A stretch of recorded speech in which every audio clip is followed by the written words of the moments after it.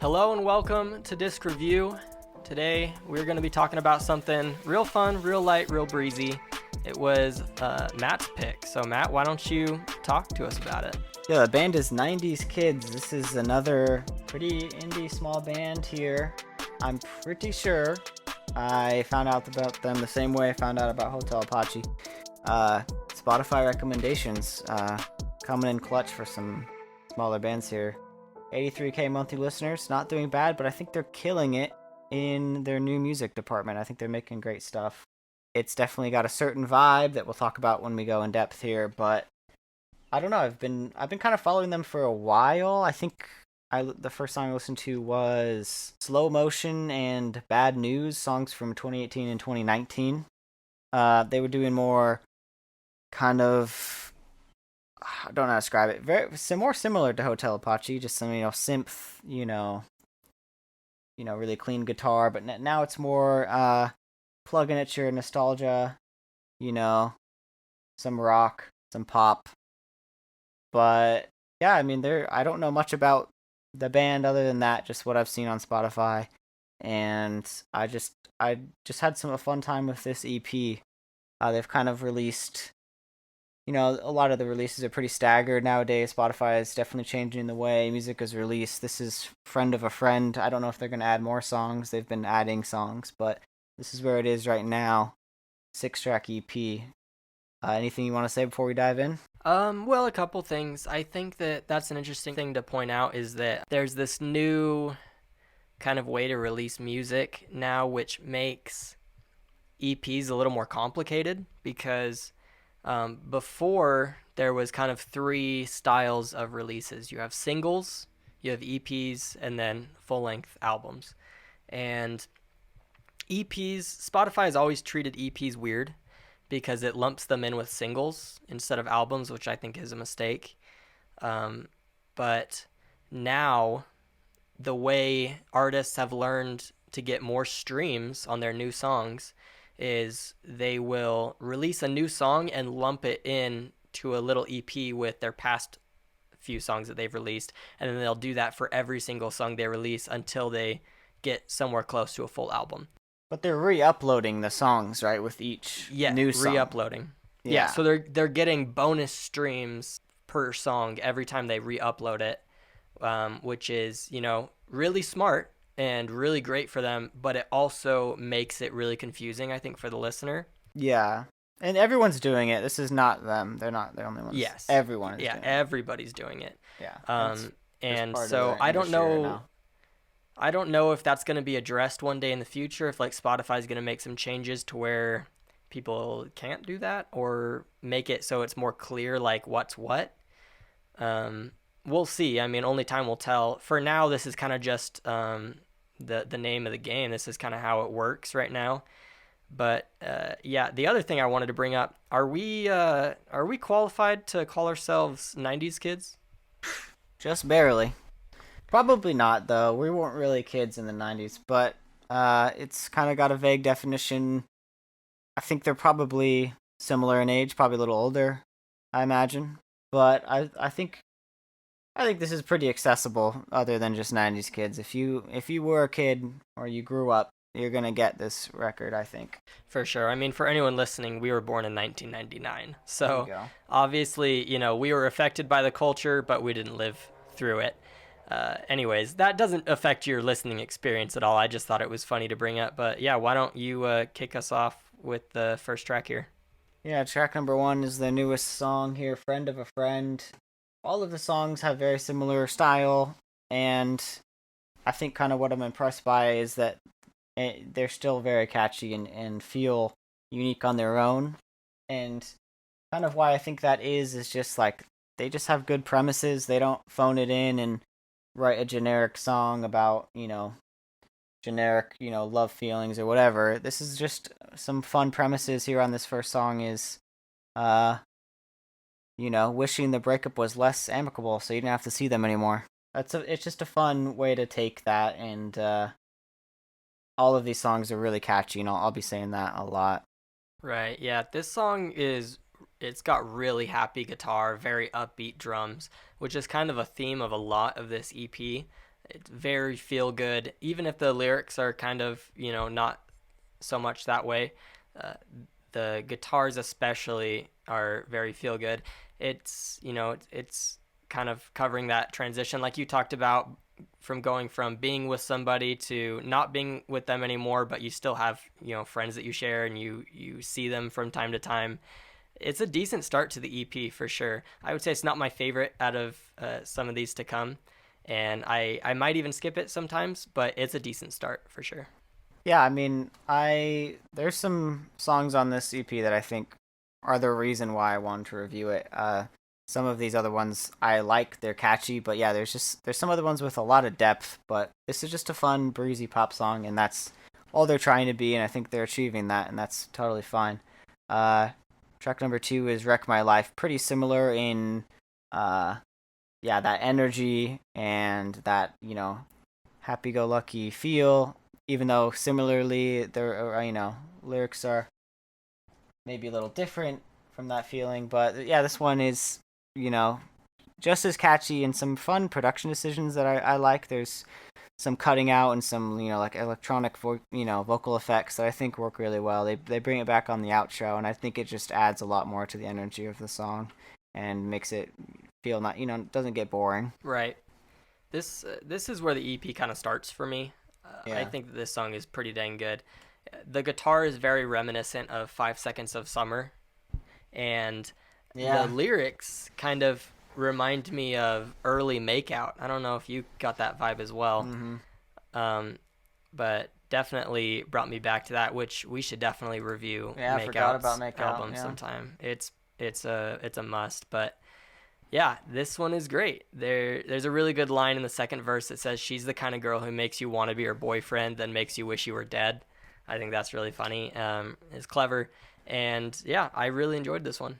Yeah, I agree. This one is a lot of the lyrics are really clever, and we'll talk about that more. But track number three, "Growing Up," this song is the reason I wanted to review this EP. I think it's absurdly catchy, and just the message of the song I think is something really unique, not talked about much, but we're all feeling. We're people who are having to come to terms with growing up, and it's just like an outlook I really agree with. That it's okay to be pissed off that time is gone, you're growing up, but don't let that stop you from enjoying the ride and the experience and just having fun. It's a fun kind of anthem song that provides a happy outlook on what could be. You could write a whole real sad acoustic song about this topic, I feel, but they chose to go in this really fun way, and I think it's the catchiest song on the record. Yeah, we were just talking about this topic the other day.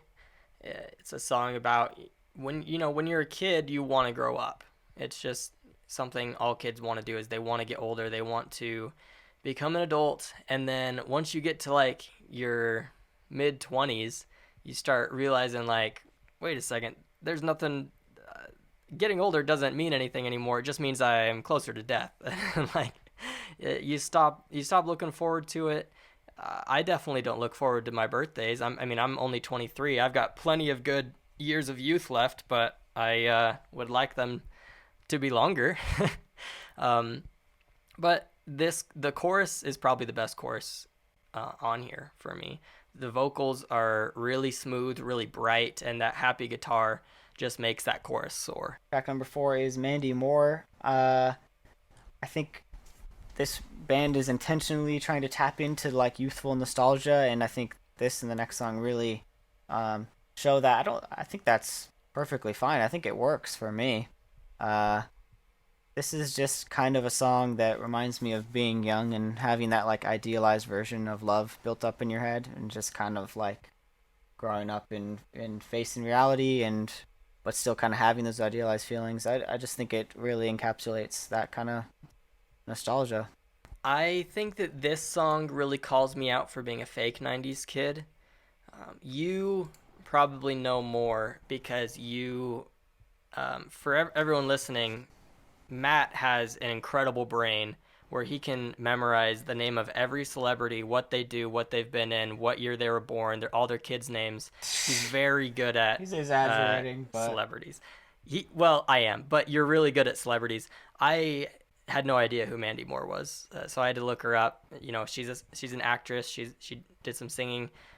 She was in quite a few teen movies in the early 2000s, and she still does stuff, but not as much in the spotlight anymore. So I thought that was funny that I actually had to go through and figure that out. But it is an interesting concept to compare someone you're dating to what you see in the movies and feel like you're missing out on something or that it's not as good as it should be when in reality, love is actually a lot of work and getting close to someone's a lot of work and it can be hard and it can be stressful at times, but, it is rewarding and it can be as good as you think it can be, but it's not like the movies. Yeah, I agree.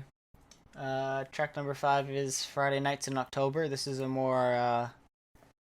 little bit, more somber feeling, but like still hopeful. And I think this one's got a good amount of streams. Yeah, I mean these all ones in the middle are doing really well here. And yeah, I think this song's really catchy, and it's also taps into that youth nostalgia. For this, it's more like just having fun with friends, high school shenanigans and hijinks. That's kind of what it reminds me of. Yeah, I get the same vibe. This song has really great verses and chorus. It's really relatable and reminds me of being in high school. Um, I wasn't technically a kid during the 90s, but I'm not so young that I don't remember making mixed CDs and stuff like that. So, yeah, a lot of it reminds me of when I was a teenager, especially the part where he says, I think I thought that I loved you, said it because we're supposed to. Yeah, Even, you know, all teenagers do that, I feel. Yeah, exactly. Like as a kid, you don't really know what love is, but you genuinely feel like you do, and that feeling I think is what this song captures. Yeah, absolutely. That's definitely the best line for me too in that song. Uh, Final track here, Fitness Account. Another big reason why I wanted to look at this EP. When it came out as a single, I was kind of blown away. Like it's pretty different. Like all the other songs on the record are pretty similar. This is the one that feels like a departure, but in a really good way. It's more acoustic and introspective. I love the just meta take on, why is he writing songs? Why is he trying to chase success in music? What, especially when he's growing up with all these other feelings on these other songs, and how it feels to watch, people around you settle down and how much easier that looks. And I think everyone kind of struggles with, what's the right balance between simple happiness or trying to pursue our dreams, which, sometimes could mean you're not happy for a while because you want, trying to achieve something with everything you've got. And I just think it's a really interesting take, and it's a really relatable song, and I think it's great. This song is by far my favorite on the EP. It's the emotional, self-reflecting closure that I just crave. Yeah. It's much more acoustic than the rest of the EP, and it has a different feel to it. I feel like I relate to this song almost so much that it hurts a little bit. Yeah. I think both of us probably do. I was obsessed with music for a long time, especially as a kid. And I always thought that one day I would be a musician. That was just going to be my job. I would just write music and tour because, that's all I did as a kid. I just played guitar and I wrote songs with my friends and we would play them. And then you get a little older and you find out that those songs that you self-produced in your mom's basement don't pay the bills, and you start getting really busy with things that are necessary, like going to work, going to school, having a relationship. And for me, I stopped having nearly as much time for music as I wanted to put in, which makes it not as good. So yeah, I mean, I think the line, why can't I just be realistic, start a job and mind my business? I can't get it through my head. Maybe boring's for the best. Better men have settled down for less. Those lines are Yeah. perfect to me. Yeah, their lyric writing is really good.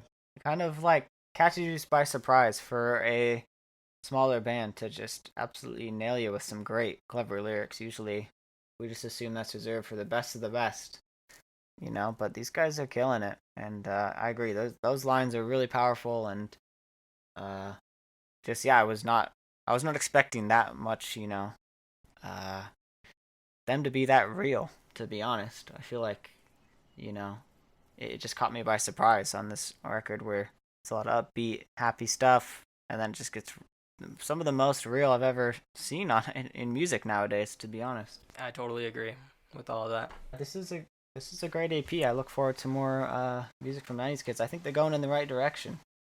I think they just keep writing really catchy songs, and the success will come. And hope wish them the best.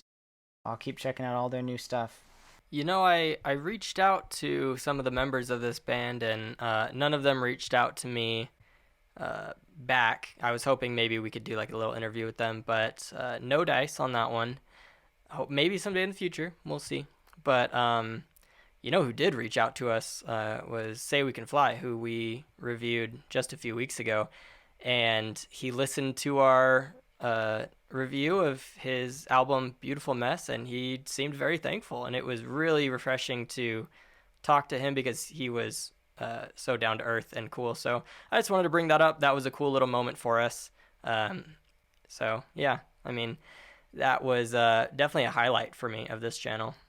Yeah, I mean, he's like our musical hero. We look up to him probably more than anyone. He's absolutely killing it right now, and we're just really grateful to have that interaction. And we're gonna keep shouting out "Say We Can Fly" every chance we can. He's the most, like you said, down to earth musician you'll meet, and we will keep recommending his music forever. But anyways, 90's kids. This was great. This was a fun little dive into a band that I'd never heard of. I'm sure lots of people haven't heard of them. So hopefully we can, get this channel popping off a little bit more so more people can hear this review and check out 90's kids. Yeah, thank you for listening.